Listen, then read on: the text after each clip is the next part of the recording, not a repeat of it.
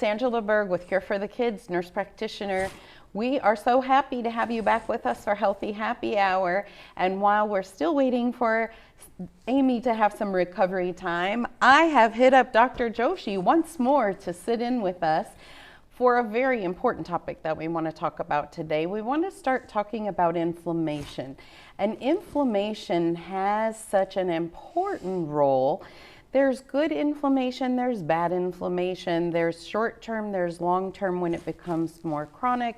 And so who better to talk about inflammation than our own rheumatologist right here, Dr. Joshi. So you'll all see that, you know, I am all about the articles and giving you reference material when possible. So there is an NIH article that I pulled up that Mitch is going to put the link in with the video so that you can get this, because you're going to find that we're going to reference this back over the next many episodes, because inflammation has a role in obesity and our nutrition and all of those things in there. But it's very important to know that inflammation is a natural part of the body's response to tissue damage happening. We need to mount inflammation, or that inflammatory response, in order to heal properly. And so in most cases, inflammation is good, but obviously we know in rheumatic diseases there are times that it's not. So I wanted to turn this over then to you, Dr. Joshi, to talk about when does it cross over from that acute inflammatory response to becoming more significant, and what kind of are the things for us to watch for or red flags? Sure. Well, I'm very happy to be here, and I think that's a great question.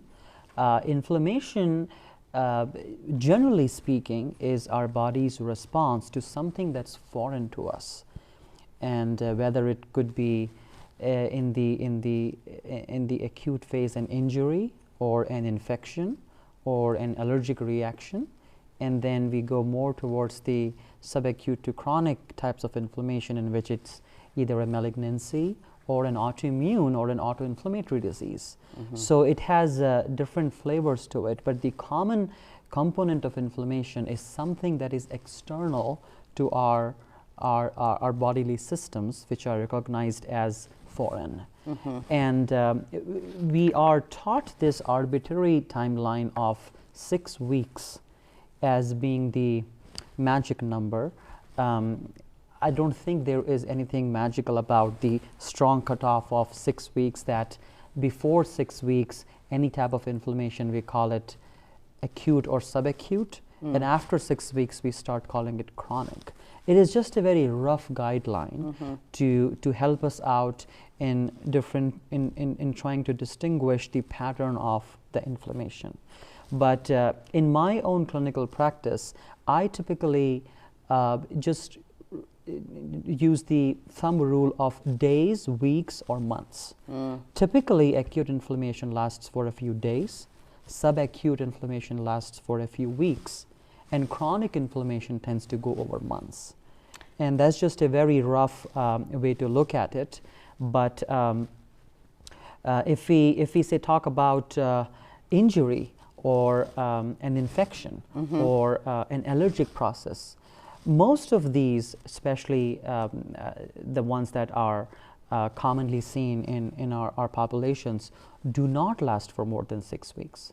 So if we are seeing symptoms which are persisting for longer than 6 weeks continually, that means it's time to evaluate for something that's slow burning, chronic inflammation type of a disease process, and that's when rheumatologists should be consulted and their opinion should be sought, whether now whatever started historically has evolved itself into a chronic autoimmune disease. Right.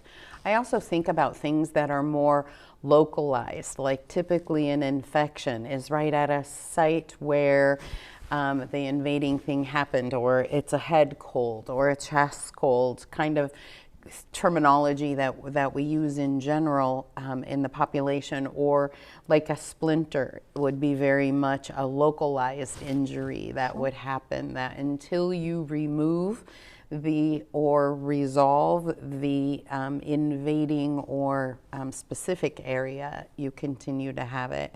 What do you think about, let's toss in here a little bit about the recurrent, like things that start to develop a pattern, maybe. Yes. Talk about how to look at those things. Absolutely, yeah. This is a very critical point to understand, and I think it will be very helpful for our patients and families to know about these two very distinct patterns. One symptom pattern is what we call as chronic persistent symptoms, in which there is no, the symptoms come and go. We don't see that pattern. It's, for example, if it's a rash, it's going to stick there. If there is a weight loss, there'll be continual weight loss, daily fever, symptoms like that. And these typically are indicative of autoimmune processes, which is a result of the overactivation of the evolutionarily more newer type of immune system. We call that adaptive immune system, and that is also responsible for formation of a lot of autoantibodies. So chronic persistent symptoms, the newer part of the immune system has become overactivated, and we will see a lot of autoantibodies. This is the autoimmune pattern of disease. This is in stark contrast with the symptoms come and go, which are rarer than autoimmune diseases, but still seen in the general population, especially in pediatric rheumatology. These diseases are called as autoinflammatory disorders, and this is evolutionarily the older part of the immune system, which we call as innate immune system, that has become overactivated, and we do not see any autoantibodies in these group of disorders. They are a little bit hard to diagnose just because how rare they are, but I think the most classic example of this autoinflammatory type of disease pattern is periodic fever syndromes. So some people might be familiar with PFAPA or FMF. These two are, I think, the more common types of periodic fever syndromes. They are I would say a great example of autoinflammation, or the fever comes and goes, and in between there is a period of normalency where not only all the symptoms disappear, in fact your labs normalize. Or aren't these also the children where we may see these, they're predictable patterns often to the number of days, time of day, but they're also a lot of times like those PFAPA, those kids may not even act sick. Parents are like, I don't understand. We have a significant fever and no complaint about anything. Or it could be the only thing they're complaining about is the sore throat. Yes, I completely agree with you. And PFAPA is the commonest type of periodic fever syndrome. It is on the top of the list of the big five that we usually talk about. And the interesting and very unique thing about PFAPA is the periodicity. And many families and parents, caregivers are almost able to put it on their calendar on when the next fever is going to be. Plan for this day is going to be fever. Yes, so it recurs in every 4 or every 6 week pattern. And I agree that it typically may not be very symptomatic other than the fever. It's more of an inconvenience for the family, because sometimes just because you have a fever, you miss school, not realizing that it's not an infection-induced fever. And we have to often say this is a fever that if they are feeling up to it, they should still be allowed to participate in school because it's not an infectious fever. Yes, absolutely. And I think we need to have a separate segment on periodic fever syndromes, because I find them fascinating. I think I could have a segment with you every month of the year for now until who knows when. A couple of things I just wanted to share out of the article in this segment was some startling statistics are in there about, at first it startled me how many, that diabetes is the 7th leading cause of death in the United States. While crosses over with an autoimmune disease in a little way, it is managed by endocrine providers. But arthritis and joint diseases, I was really shocked in this article that 2.1 million Americans suffer from rheumatoid arthritis. And I didn't see, they didn't break it down to how many in children, but 350 million people worldwide and 43 million in the US, or 20% of the population. So if you extrapolate that to children, I was just kind of shocked. And so I wanted to talk about that. In inflammation, we had talked in an earlier segment with you about how obesity ties into those inflammatory markers, and that we often find that. We'll have future segments about that too, as well as stress and sleep disorders, and how stress and sleep disorders also will cross over into the gateway of that dysautonomia, the amplified pain syndrome, and the AMPS, the dysfunctional neurologic disorders, this whole combination or cluster of different diagnoses presenting in different ways are all tied into these. And again, it'll be referred back to often in this article. I appreciate you being here so much, and I look forward to one of the most exciting upcoming teasers I would like to tell you is that we're going to redo the immune system update using Dr. Joshi and not my horrible drawings from the whiteboard that we did a few years ago.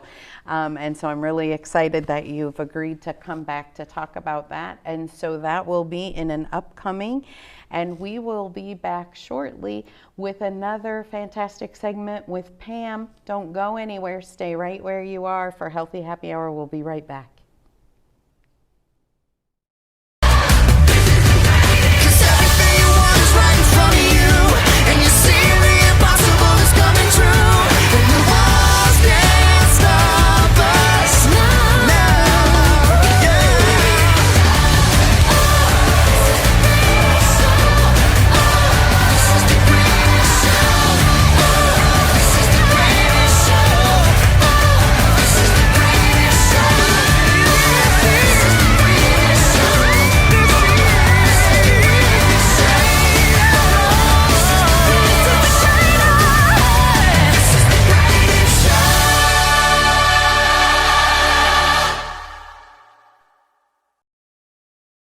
Welcome back. Thanks for sticking with us. I'm Angela Berg with Cure for the Kids, and back with me today, my favorite, Pam Long, nutritionist.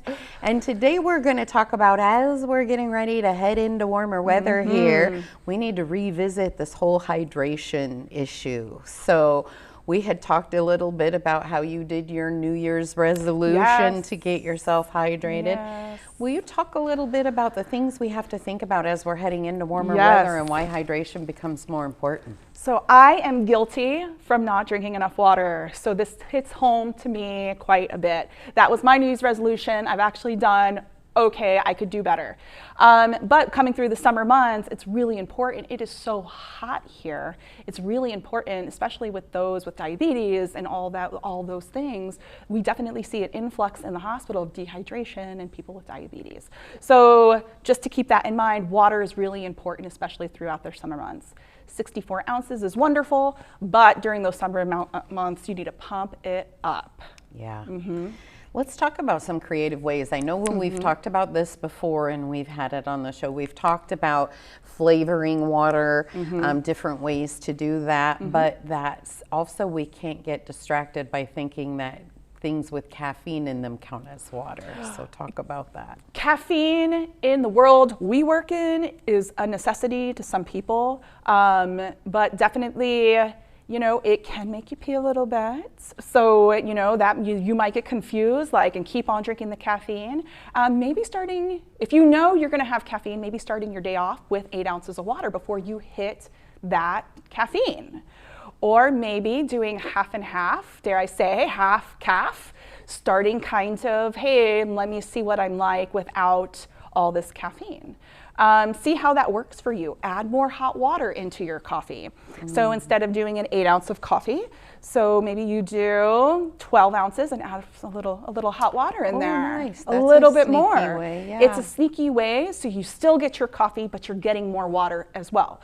I think that could potentially really change the way you drink water during the day. If you have 3 or 4 cups of water, you're adding 4 ounces, that's 2 extra cups of water you may not have had originally.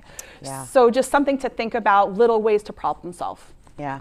As the world's worst water drinker, and I've confessed it many times, I have negotiated with myself that I do a glass of water with my cup of coffee in the morning, and that I must finish. If I finish the coffee, I have to finish the water. Yeah. And so that is my trade-off for that was my personal negotiation for it. But it's important, I think, for people to realize that what it does by making you go to the bathroom more is that caffeine dehydrates you, but so does extra sugar. So that's where we get into, if we flavor waters, we have to be careful about what we pick to flavor the water. Right, and I heard this from a physician from Children's of LA. I love this little saying, if it's sugary and you can pour, throw it out the door. It's such a good little thing to say, little jingle. You know, I just think that there are other options for you. A lot of those sugary drinks, they just have additional carbohydrates, which we kind of don't really need. We can get those carbohydrates from other types of food during the day. And it's just a way to kind of start your day off, and you may not be, you're like, oh, I gotta have that drink, but it's like 250 calories of sugar. Maybe we can shift the thinking a little bit. Instead of doing a lemon flavored iced tea, maybe unflavored with fresh lemons in it, stuff like that. Be a little bit more creative. I've even seen iced tea with lemon and lime. So that's something that you don't really see, but maybe finding interesting recipes to kind of get away from that sugar, because it's just going to make you thirstier and thirstier and thirstier throughout the day. Or even like fresh mint. Fresh mint in tea is really good. Yeah, the sugary, if it's sugary and you can pour, throw it out the door. I'm going to have to remember that one. That is important. It's important, you know, when they're babies and they start doing juice, we always talk about diluting by 50%. I think it's important for people to understand what kind of things have a lot of sugar. Gatorade, soda. And people don't understand. It is really, I feel, very unfair that the body is really good at taking excessive sugar intake and turning it into fat. You don't have to eat fat to get fat on your body. The body can turn sugar into fat. And so that, once I learned that and figured that out, that became a deterrent for me. So I think that is super important. Good. As always, Pam, great information. Thank you so much for taking your time and joining us today. Thank you all for sticking with us. Don't go anywhere. We'll be right back for a few more minutes here on Healthy Happy Hour. Stay right where you are.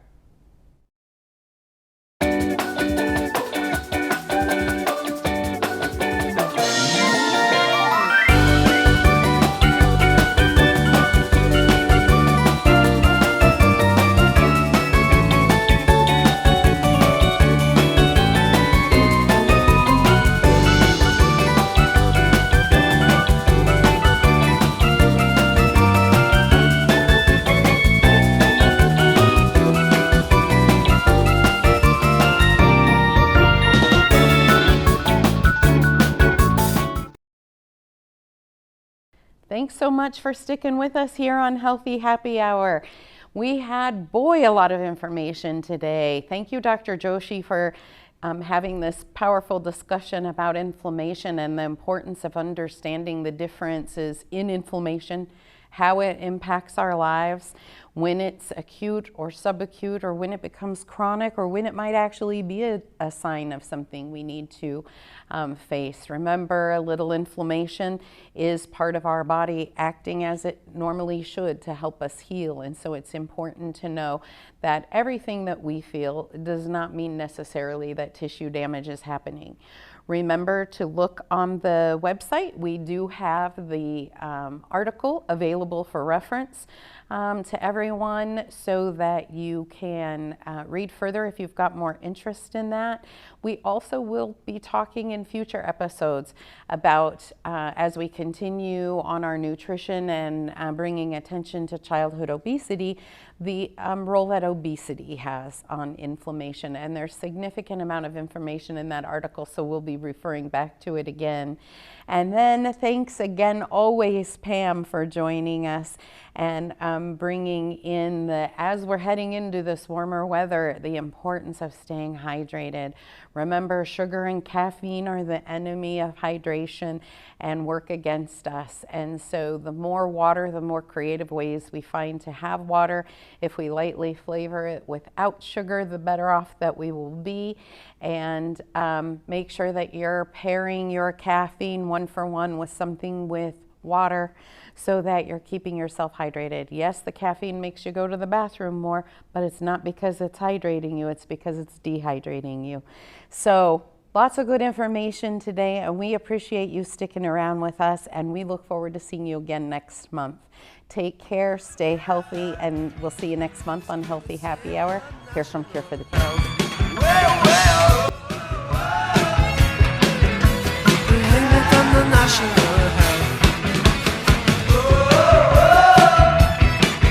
It's a state of the national